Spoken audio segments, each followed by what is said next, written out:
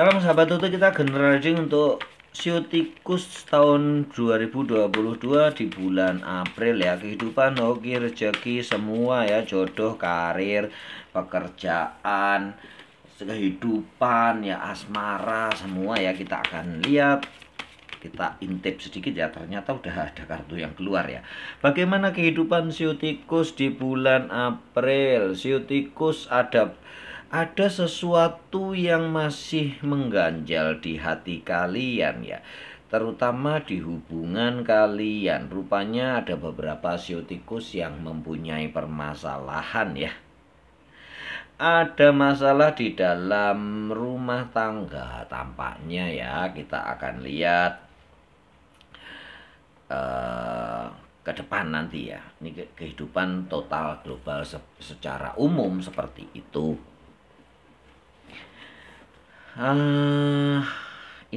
Ini yang nanti kita serius ya. Kita lanjutkan dulu ke rezeki Sio Tikus. Rezeki Sio Tikus tahun 2022. Bagaimana rezeki? Tampaknya kuat. Sio Tikus memang masih penuh keberuntungan di tahun 2022. Semua mayor ya. Kartu gede-gede mayor lagi di Empress lagi keluar ya. Ini benar-benar wow ya. The Hierophant, The Emperor, The Empress itu adalah lambang tertinggi atau kartu-kartu tertinggi ya. The Empress lambang keberuntungan, The Emperor adalah kaisar yang paling gede, dan The Hierophant adalah imam, atau kalau di dalam Nasrani atau di Katolik adalah paus, di dalam Nasrani ya pendeta ya, di Muslim itu imam, Pak Haji, Sufi atau apa begitu ya. Jadi ini kartunya bagus banget ya. Sio Tikus rezekinya sangat berlimpah ruah. Lagian di sini ini kartu juragan ya. Confident banget, dan itu sangat menghebohkan dunia persilatan nantinya ya. Sio Tikus nantikan bulan April ya, buktikan bahwa kalian memang akan benar-benar bermandikan uang ya, di mandi duit ya di bulan April nanti. Aminkan di kolom komentar ya Sio Tikus ya. Walaupun begitu memang ada sedikit kegalauan ya di sini tadi ya, di dalam urusan rumah tangga, tetapi secara finansial benar-benar di atas angin. Kita akan lihat pekerjaan Sio Tikus. Bagaimana yang karyawan dan pekerja untuk Sio Tikus? Sio Tikus yang karyawan dan pekerja, ada kekecewaan di dalam hatimu tentang sesuatu, tentang keputusan ke atasan kalian ya. Rupanya bos membuat keputusan yang tidak mengenakan atau membuat kalian sedikit kecewa. Keputusan yang membuat kalian down, sempat stuck di dalam pekerjaan. Untunglah duitmu banyak ya. Kalau duitnya tidak banyak, terus pekerjaanmu stuck, bisa berapi ya Sio Tikus ya. Baiklah Sio Tikus, segera lupakan dan perbaiki diri di dalam pekerjaanmu. Kalau itu memang sudah keputusan perusahaan, keputusan bos kalian, cari celah untuk kalian membuat kebahagiaan dirimu atau mencintai pekerjaanmu dengan sepenuhnya. Jangan berlarut-larut kalian terbawa arus untuk menentang perusahaan. Manajemen sudah mempunyai keputusan sendiri, mempunyai SOP sendiri, mempunyai pakem-pakem sendiri dalam menentukan pilihan-pilihan pekerjaan. Kalau kalian tidak bisa ikut di sistem, kalian akan tereliminasi dengan sendirinya. Apalagi kalau kalian istilahnya sendirian. Sistem akan membentuk suatu mekanisme kerja di dalam sebuah perusahaan, kantor, atau toko atau apapun yang melalui pekerjaan dengan banyak orang yang saling berhubungan. Itu harus teratur, sistemnya berjalan dengan sendirinya sehingga manajemen tidak akan sulit. Tetapi bila ada sebuah atau seseorang yang bisa merusak manajemen, ya dia memang harus tereliminasi. Manajemen tidak bisa menyenangkan semua orang, menyenangkan semua anggota atau pekerja atau karyawannya, karena beberapa departemen mempunyai kepentingan yang berbeda.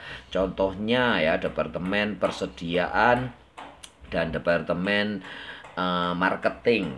Marketing ingin stok yang banyak ya, dan kalau ada order atau ada penjualan tuh cepat dikeluarkan. Sedangkan di departemen persediaan, dia harus membuat forecast atau perencanaan persediaan yang pas, tidak boleh lebih, tidak boleh berkurang.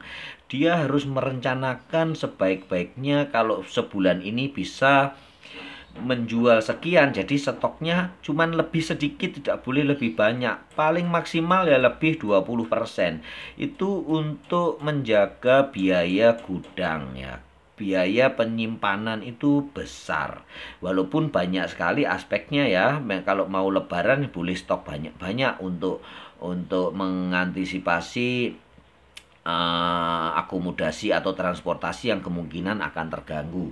Tapi untuk sebagian barang memang benar-benar di orang gudang, bagian gudang atau bagian stok itu harus cermat sekali mengatur persediaan, mana yang harus disediakan, mana yang cukup bisa berjalan berputar dengan persediaan yang hanya sedikit. Jadi memang harus jeli panjang banget ya. Terus bagian keuangan dan bagian persediaan juga. Bagian persediaan maunya ya segera order dibayar keuangan. Kadang-kadang mau order, kalau keuangan belum melakukan pembayaran ke supplier juga akan terhambat. Nah, semua itulah yang disebut sistem. Sistem itu tidak boleh pincang, jadi satu sama lain harus sinkron dan bekerja sama dengan baik, berputar dengan seirama. Itu yang menjadi nantinya perusahaan akan settle atau kuat, gitu ya. Tidak bisa membahagiakan atau menyenangkan hanya untuk dirimu seorang, begitu ya Sitikus, tolong dipahami.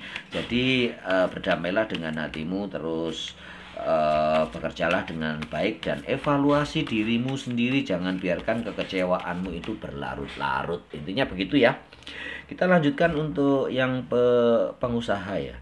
Pengusaha, wira swasta, wira usaha, termasuk pemilik toko, bisnismen, pedagang kelontong, pedagang sayur, semua saya sebut ya, biar nanti dikira ini kok cuman bisnismen dan kontraktor doang, apa memang kalangan menengah ke atas saja? Enggak ya, ini semua bisa dibaca di sini ya. Ini juga ada pekerjaannya untuk pengusaha cukup bagus, ada mayor. Perubahannya membawa keberuntungan. Rupanya ilmu pengetahuan yang kalian dapat, yang selalu kalian update pengetahuan dan kalian selalu mau belajar, membawa sebuah perubahan yang cukup bagus, yang cukup signifikan, di mana benar-benar kalian bisa memajukan perusahaan kalian, toko kalian, jualan kalian.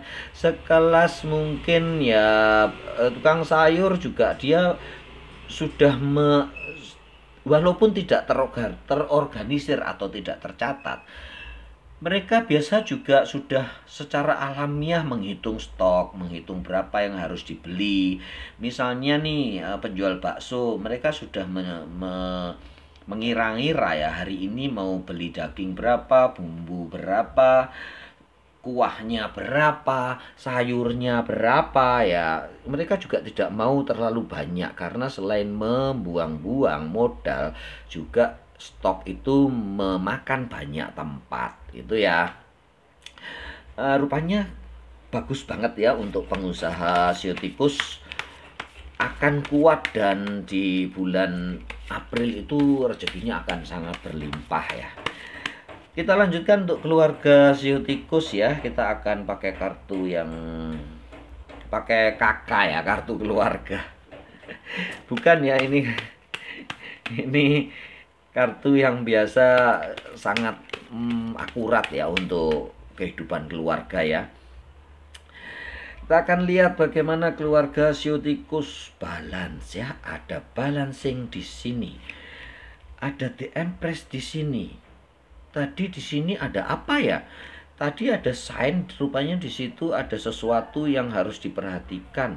Tapi rupanya syukurlah ya Shio tikus ya, di sini baik-baik saja. Saya pikir tadi ini orang ketiga ya, saya pikir ya. Makanya saya masih berandai-andai, waduh bahaya ini. Ternyata bukan. Ternyata adalah pilihan ketiga dari kalian. Maaf ya. Dari kalian Shio tikus. Ada sesuatu yang harus kalian tentukan, rupanya dari anak-anak ya, bukan dari orang ketiga ya. Dari anak-anak atau dari orang tua, mertua yang harus kalian balanskan. Keseimbangan harus kalian atur ya, dimana bagaimanapun kalian sudah berumah tangga, jadi memang agak sulit untuk menentukan pilihan-pilihan atau bersikap. Bagaimana bersikap dengan mertua, bagaimana bersikap dengan anak tanpa menyinggung pasangan, bagaimana bersikap dengan paman, bibi dan lainnya tanpa menyinggung pasangan. Nah, itu harus dikuatkan oleh kalian berdua, diomong dulu bagaimana bersikap dengan mereka-mereka, terutama dengan anak-anak yang setiap hari kalian berjumpa ya. Kalau yang sama mertua campur ya harus dibicarakan sesering mungkin, karena tidak sering, bukan tidak sering ya, tidak jarang ya, bahwa mertua itu menjadi sumber beban buat menantunya ya, menjadi sangat berat buat menantunya, juga buat anaknya sendiri, karena mereka bingung antara memilih pasangan dan mertua. Jadi sebaiknya, intinya begini Shio tikus ya, kalau bisa, kalau memungkinkan ya hidup sendiri ya, hidup mandiri, jangan campur dengan orang tua. Kalaupun terpaksa orang tua tidak ada yang menjaga dan duit cukup, belilah rumah di dekat situ supaya bisa saling nyebrang, bertetanggaan atau begitu. Karena kasihan menantu ya, terutama ya, kalau campur dengan mertua, apalagi kalau mertuanya cerewet ya, bisa habis itu telinga ya. Begitu ya, tapi intinya semuanya baik ya. Ternyata ini hanya orang ketiga dari keluarga ya, bukan orang ketiga dari Will atau Bill. Syukurlah ya Shio tikus ya, saya tadi sempat khawatir gitu ya. Karena di samping ini ya, kalau nggak ada sampingnya, nggak ada kartu ini ya, bisa dianggap itu perayaan atau pesta ya. Tapi karena sampingnya relationship, bacaannya menjadi ini adalah orang ketiga ya. Begitu ya, jadi kartu tarot tidak bisa diartikan satu kartu per kartu. Setelah menjadi tebaran ya harus dibaca bareng-bareng ya, menjadi suatu kesatuan. Gitu ya, kita akan lanjutkan dengan pasangan Shio tikus.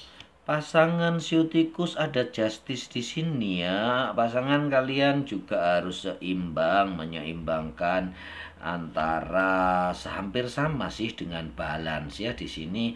Tetapi matahari untunglah bersinar terang ya, kalian Shio tikus cukup bahagia di bulan April nanti ya.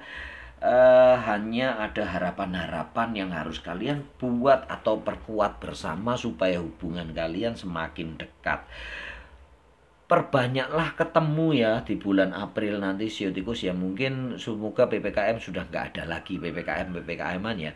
Perbanyaklah ketemu untuk saling berdiskusi, untuk saling mengenal kembali dan menyamakan persepsi, menyamakan sebetulnya kita tidak bisa merubah sih ya, tetapi kalau sudah berpasangan itu kita saling menyatukan ya, menyatukan, yang satu mengalah, yang satu masuk, yang satu mundur, yang satu maju ya, sehingga berjalan selaras menjadi satu pikiran. Itu yang agak sulit sih, tetapi bisa dengan tempo seliro dan kalian harus memang niat bersama untuk maju. Begitu ya, Siotikus, kita akan lanjutkan ke single parent dan jomblo. Kita gabung ya single parent dan jomblo. Rupanya memang Siotikus dalam keadaan yang hoki ya. Jomblo dan single parent pun mendapatkan tempat atau mendapatkan kesempatan untuk benar-benar happy di bulan April, di mana ada seseorang atau beberapa orang yang sudah mendekati kalian atau sudah kalian dekati. Itu memang ada tanda-tanda dia adalah jodohmu. Dia adalah seseorang yang benar-benar akan membahagiakan kalian, mengisi hidup kalian, dan itu adalah orang-orang yang perfect untuk kalian ya. Perjuangkan, kalian layak untuk memperjuangkan orang-orang yang sudah ada dekat dengan kalian ini. Jangan gengsi bila kalian ingin memohon cintanya ya. Sebetulnya pengemis cinta itu nggak salah ya, karena kadang-kadang itu diperlukan ya. Daripada mengemis harta atau mengemis duit, lebih baik mengemis cinta ya. Begitu ya, Siotikus. Intinya jangan gengsi untuk mengemis cinta. Salam sahabat Toto.